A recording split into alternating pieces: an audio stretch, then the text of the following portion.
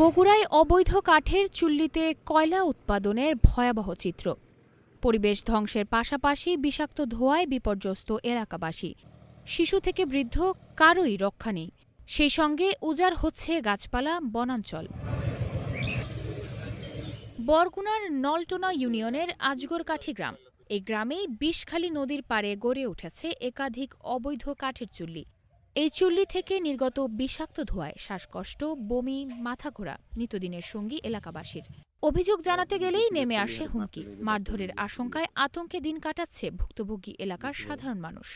কিন্তু আমাদের খুব খারাপ লাগে যে যখন আমার ছেলে মেয়ে বলে যে আব্বা এই কষ্ট হয় অনেক, শ্বাসে কষ্ট হয় আব্বা, আমি ভাত খাইতে পাই না। শ্বাসকষ্ট হয়, বমি করে বাচ্চায়। আমরা বুড়ো মানুষই বমি করি, তাহলে বাচ্চা করে কি? আমাদের এলাকার রবি শস্য, এরপর স্কুলে বাচ্চা কাচ্চা লেখাপড়া খুবই কষ্ট হয়, শ্বাসকষ্ট হয়। স্কুলে যাতায়াত খুবই খারাপ। এই রাস্তাঘাটে গাড়ি ঘোড়া, অবৈধ গাড়ি ঘোড়া ঢুকাইয়া এবাইল সেবাইল রাস্তাঘাট উন্নয়ন সব শেষ করে দিতে হচ্ছে। অন্যদিকে শ্রমিকরা বলছেন এই চুল্লি তাদের জীবিকার একমাত্র ভরসা। এই কাজেই সংসার চলে, দৈনিক 1000 টাকা আয় হয়। ভালো আয় আছে আমাদের, দেখেন আমাকে দৈনিক 1000 টাকা হাজিরা আছে। চুল্লি মালিকদের দাবি তাদের কোনো অনুমতি নেই, অনুমতির চেষ্টা চলছে।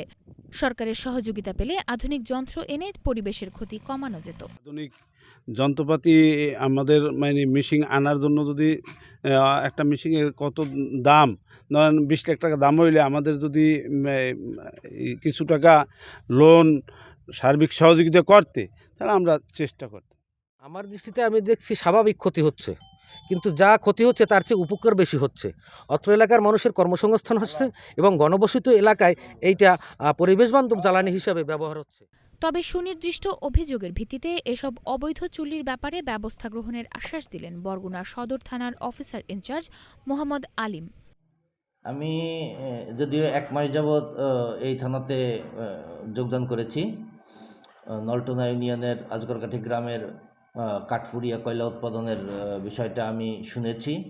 আমি এই বিষয়ে সরেজমিনে তদন্ত করে একটা রিপোর্ট দেওয়ার জন্য আমি সংশ্লিষ্ট বাবুগঞ্জের ইনচার্জ ইন্সপেক্টর সালামকে বলেছি। এছাড়া এসব অবৈধ চুল্লির ব্যাপারে দ্রুত ভ্রাম্যমাণ আদালত বসিয়ে ব্যবস্থা নেওয়ার কথা জানালেন অতিরিক্ত জেলা প্রশাসক অনিমেষ বিশ্বাস। পরিবেশ দূষণের কোনো ঘটনা ঘটলে সেখানে অবশ্যই আমাদের পরিবেশ অধিদপ্তর আছে এবং জেলা প্রশাসন আছে।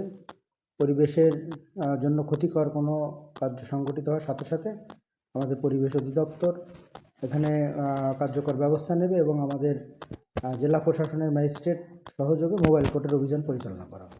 একদিকে কর্মসংস্থান, অন্যদিকে পরিবেশ ও মানুষের জীবন। আইনের তোয়াক্কা না করে চলা এই অবৈধ চুল্লির বিরুদ্ধে প্রশাসনের কার্যকর পদক্ষেপ কবে হবে, এই প্রশ্নই এখন এলাকাবাসীর।